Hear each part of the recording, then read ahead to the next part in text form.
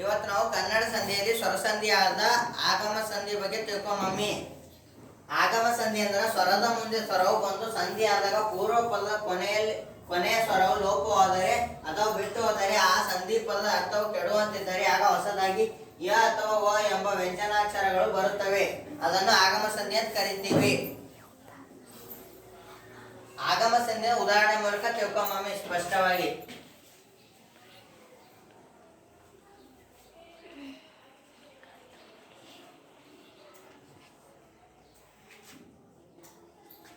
ಮರ ಪ್ಲಸ್ ಅನ್ನು ಇದರ ರ ಒಳಗ ಲೋಪ ಮಾಡ್ತೀವಿ. ಲೋಪ ಮಾಡ್ರ ಮರನ್ನು ಆಗ್ತದ.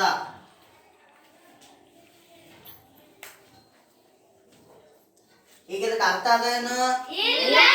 ಅದಕ್ಕೆ ಇದು ಅರ್ಥ ಕೆಡಬಾರ್ದಂತೆ ವ ಅಥವಾ ಯ ತೋತೇವ್. ಇದಕ್ಕ ವ ತೋಬೇಕು. ಈಗ ಇದು ಅರ್ಥ ಪೂರ್ಣ ಆಯ್ತಲ್ಲ. ಮರವನ್ನು ಈಗ ಇದು ಅರ್ಥಪೂರ್ಣ ಆಯ್ತು. ಇದು ಅರ್ಥಪೂರ್ಣ ಆಗ್ಬೇಕಂತೆ ಯ ಅಥವಾ ಓ ಎರಡು ವ್ಯಂಜನಾಕ್ಷರಗಳು ಆಗಮ ಅಥವಾ ಇದನ್ನು ಆಗಮ ಸಂಧಿ ಅಂತ ಕರೀತಾರ.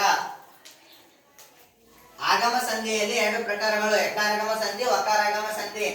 ಆಗಮ ಸಂಧಿಯಲ್ಲಿ ಯಕಾರ ಆಗಮವಾದರೆ ಅದು ಯಕಾರಾಗಮ ಸಂಧಿ. ಆಗಮ ಸಂಧಿಯಲ್ಲಿ ವಕಾರ ಆಗಮವಾದರೆ ಅದು ವಕಾರಾಗಮ ಸಂಧಿ. ಈಗ ನಾವು ಮೊದಲನೇದಾಗಿ ಯಕಾರಾಗಮ ಸಂಧಿ ಬಗ್ಗೆ ತಿಳ್ಕೊಂಬಮ್ಮಿ.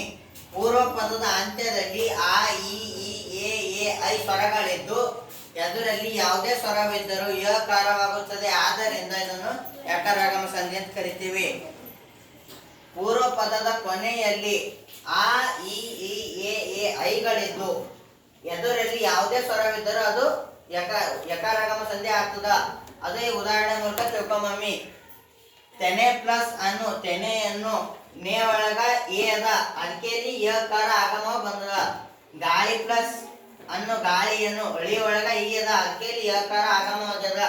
ಕೆರೆ ಪ್ಲಸ್ ಅಲ್ಲಿ ಕೆರೆಯಲ್ಲಿ ರೇ ಒಳಗ ಎ ಅದ, ಅದಕ್ಕೆ ಯಕಾರ ಆಗಮ ಆಗ್ಯದ.